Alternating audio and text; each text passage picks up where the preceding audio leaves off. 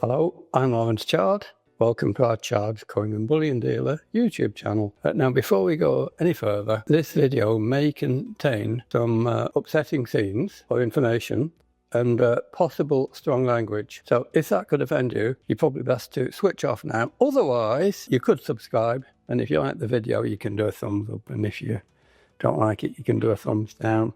Please leave comments. And if I manage to avoid the offensive language, then that'll be good. But you can always put comments on there and ask what you would have said or what your reaction would have been, or even ask what I was really thinking of saying. But there you go. Now, yesterday we were trying to do a video. We ended up doing two, covering some of the interesting stuff that we bought in over the last few days. We didn't get very far because I yabbered away for 25 minutes just on the first one. So there we go. We'll continue with those later.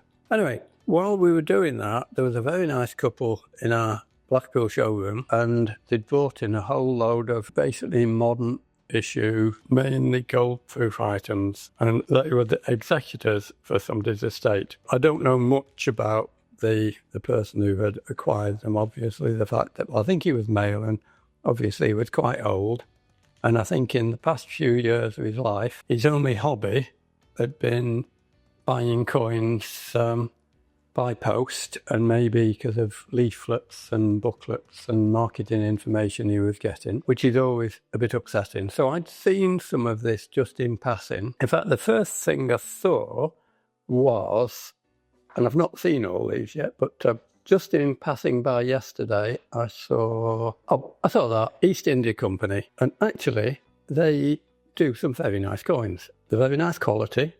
They are quite expensive, but at least there's an aesthetic appeal on them. Unfortunately, whatever you pay for them new, you're unlikely to actually get your money back for a long, long time, until maybe gold prices go up. But they do nice designs, and they're very nicely packaged and presented. So, I've got to give them some kudos for that. And this one says Cruciform and Scepter 2024.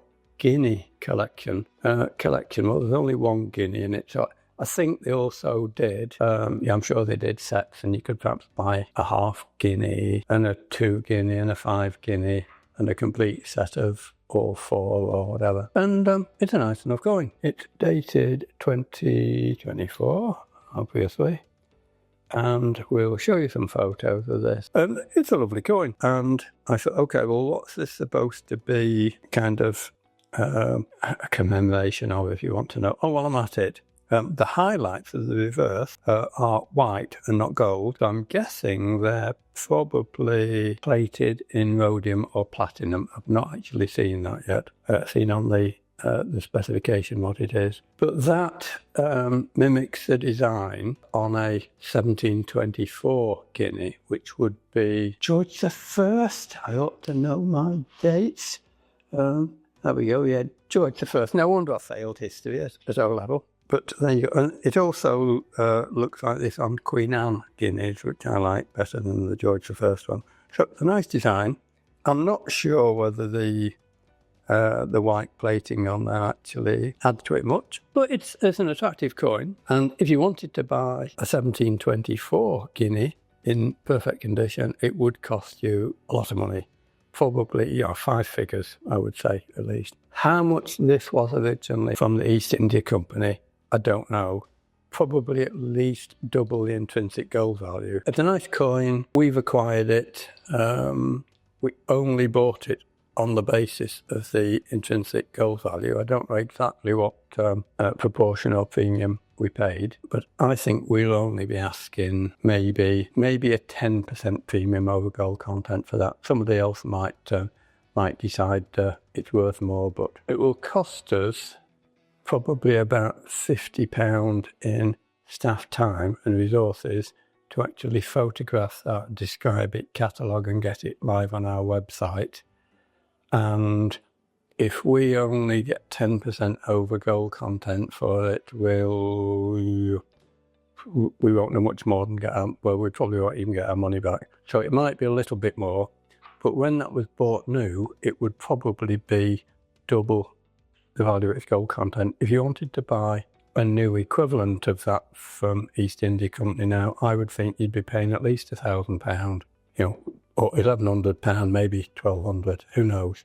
So a nice coin, but not a great investment for the owner. I hope he enjoyed owning it, because it does look like a nice coin. But while I was at it, I saw other boxes, and my heart kind of sank, because one of the ones I saw, Hattons of London. We've heard of that, and they do the world's first everything, really. Every couple of weeks, it seems, perhaps I'm exaggerating, they do the world's first gold sovereign with a hole in the middle, or whatever.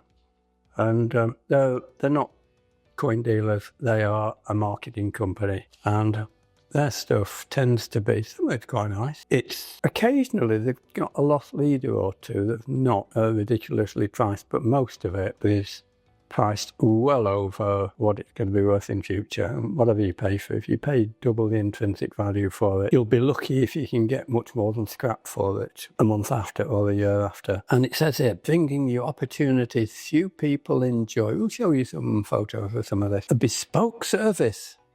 Now, when you hear bespoke, it tends to say expensive. That's going to cost you. A bespoke service to new and existing clients, offering rare and exclusive coins, including many world's firsts. Yeah, okay. And then there's another page about it.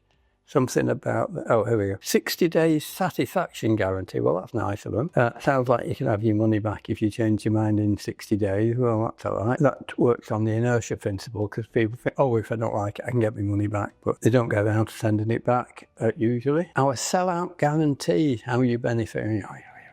Ooh, over 2,500 Trustpilot reviews. Yeah, okay, well. Proudly supporting SSAFA. What's that? Ooh, actually, that's quite generous. 10% of all our net profits, not gross profits, on sale of the VE Day 75th anniversary Gold Sovereign series will be paid in support of SSAFA, the Armed Forces charity. So 10% of net. That might be 0.5% of 1% of gross profit, or next to nothing, I would say. Anyway, and what is this set? It is the 2021 Decimalisation 50th Anniversary Gold Sovereign Deluxe Set. It's got a 1/8 sovereign, a 1/4 sovereign, a 1/2 sovereign, and a full sovereign. I was really thinking that's a deluxe set, because I'd want a double sovereign and a quintuple sovereign for a top quality set. And let's have a look. I had seen this at the time, actually, when they advertised it, and I thought, it's quite a nice design. They're using some of the new designed for decimalisation in 1971, and this says sovereign. And I think they say that this is the world's first 7-sided gold sovereign. Yeah, okay, that's quite nice. It's kind of fitting in that the 50 pence was the world's first equilateral curve heptagon. Well, first 7-sided coin, effectively, so that's quite nice. So there's a tribute to it. Oh, it's got, the obverse has got the Queen's head on it, and the reverse is there. Yeah, this has got, the sovereign has got the Prince of Wales plumes, and it's got a very nice sculpture of Britannia on it, kind of half and half, which is a bit lopsided. The half sovereign has got half a ship and half a thistle on it, so that's quite nice. So maybe the ship, because that used to be on 3 decimal coins and thistle on some decimal ones, this has got half of 3 lions on it and half of a rose. Oh, this one cannot see it, even with the eyeglass. Tiny. Half a portcullis and, the other half of Britannia on it. They're quite nice designs, apart from the Queen's portrait, really, which is a bit weird. And, of course, most people, when they go sovereigns, they think they're getting a British sovereign, and this, unfortunately, is from Alderney. Now, we've been to Alderney. It's a nice place. It's in the Channel Islands. It's very pleasant. They can produce their own coins to their own designs with approval, I think, from the Privy Council if they've got the onyx portrait on. But unfortunately, the secondary market, the after-sales market, is very, very poor, and I can't remember anybody in 60 years in this business coming in saying, have you got any Alderney coins? I want to buy them. And certainly not any of the modern issues. Nobody comes in and says, hey, have you got any old 7-sided sovereigns I can buy? The world's first 7-sided sovereigns. And, to actually market that, again, we're going to have to do 4 lots of photos, and then somebody's going to have to put the specifications on a page and say something about them. If we get maybe 10% premium over the gold content on that, we might make a small profit on it if we sell it in the first, say, year. If we're stuck with it longer than that, one day we might get round to scrapping it. There we go. So this collection came to just over £20,000. That's how much we paid. And the couple who actually brought it to us and made the sale were aware that the ancient relative had not really bought well or made good investments. And they said if they'd have been aware of what he was buying and what he was paying, they would have tried to discourage him, which to my mind makes sense. But we see this so often that people have whole lots. We did one about a year ago, maybe a bit more, and we paid something like £660,000 for boxes and boxes of stuff like that. It took us days to go through them and catalogue them and price them. And then it took us even longer to get them on our website, even though gold had probably doubled in value between the people, the original buyer buying them and us acquiring them. I think they probably didn't get the money right. I suspect that the original owner had paid like £1 million plus and thought he was buying an investment. If he'd have bought gold sovereigns or gold Britannias, just bullion ones, he'd have done very well. If he enjoyed owning the things, okay, but they don't always know. Patent of London is bad enough, but this one, have we got one of those airline bags that, in case you want to vomit, or a bucket? London Mint Office. This is part of a huge international, well, European group, an international, Kasama, you said. And they are a coin marketing company. And I have to be careful when I say that because I often seem to, it's almost a typehead and call them coin marketing something else beginning with a C. I managed to avoid the taboo language there, if you notice. Lovely box, look. Well, quite a nice box. Not as good as the East India Company one. And what on earth is this? Card in a little envelope. The Elvis Presley 9 carat. If Elvis Presley was alive today, what would he think? I don't know. Who makes 9 carat gold coins? 9 carat is garbage. 9 carat gold is 15 carat copper. So there's a lot more copper in there than there is gold. It's garbage. And what's more, because it's only 9 carat, that would have had to have VAT on it. So not only was the guy buying it paying a lot for the coin, he was paying 20% VAT on it to the government for nothing. And I'm very good. Denomination 50 pence, diameter. Well, issuing authority Gibraltar. Did I say what date? Oh, 2024. So actually, it's very recent. I don't know what the guy paid for this. It's awful. I mean, we can't even resell it as investment gold because it's not 22 carat, it's not 900 fine. Quite nice. It's got George III's some kind of royal coat of arms on there, and it's issued in the name of Gibraltar. Gibraltar coins are not in great demand. Somebody who's a great Elvis Presley fan might want to buy this. And it's not a bad portrait, but it's hardly exciting. It's highly likely that the time we invest in photographing it, marketing it, putting it on the website will exceed any premium we could get over and above scrapping it. So if I was being sensible, I'd probably scrap this. However, the guy that bought it probably wasn't being sensible, and so we might not either. It's a shame because it's an okay coin. It's quite nice. Would you like to know exactly how much it is at the minute on their website? Oh, yes. Why not? 2024 coin, I've got it here. How much would you think it's on sale for? Oh, well, I didn't study the weights and the actual gold content quite, but let's just have a look back at that. So it's the official 2024 Elvis Presley 9 carat gold 50 pence coin. Yep, okay, so we've got it's 8 grams.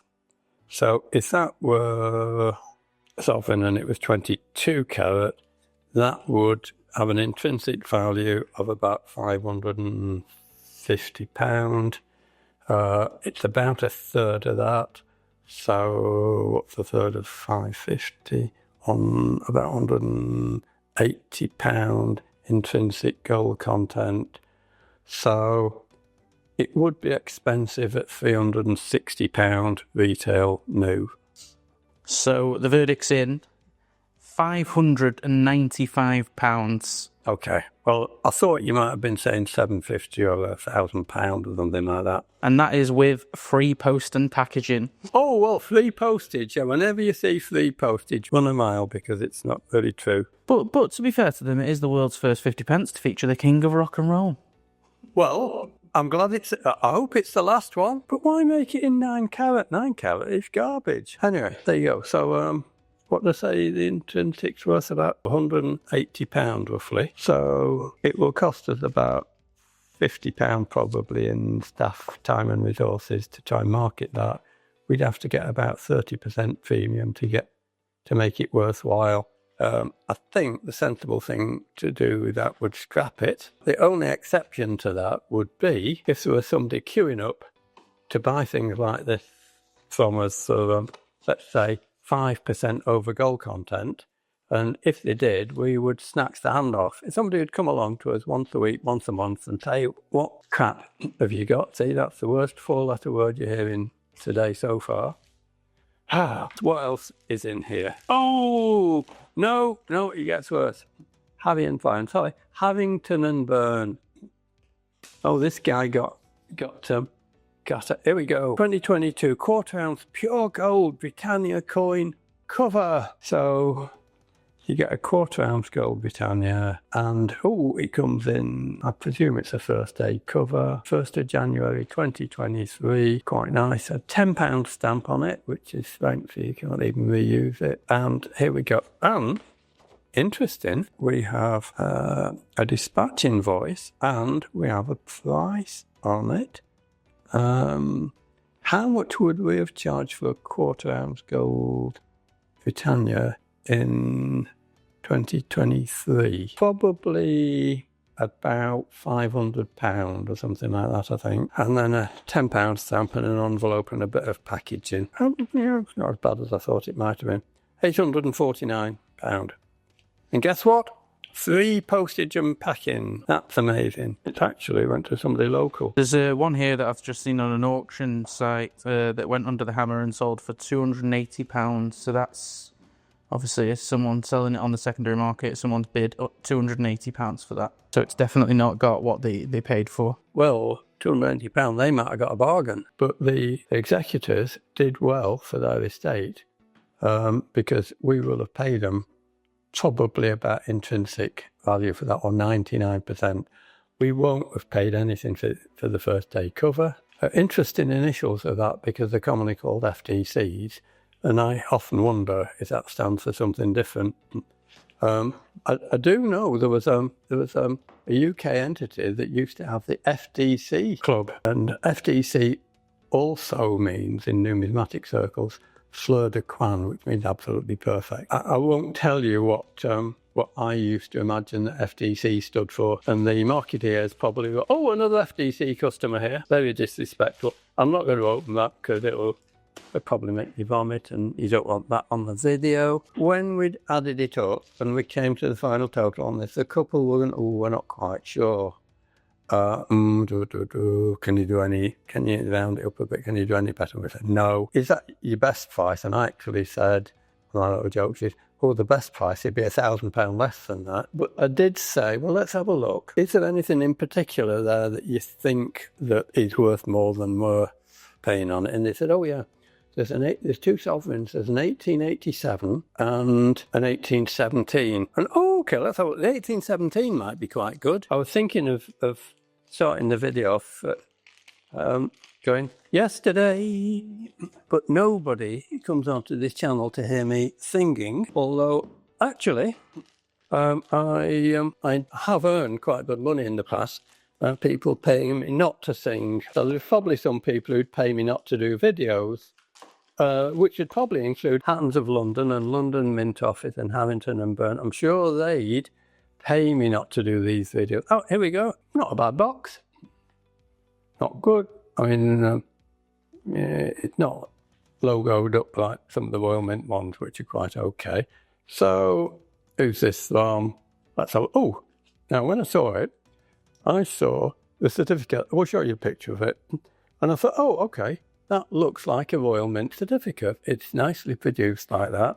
You get a nice little bit of info. So that's all right. But then I saw the name on there, Hatton's of London. I've mentioned them before. And what have we got here? Yeah, it's an 1817 sovereign. 1817 is quite collectible because it was the first date of modern sovereigns.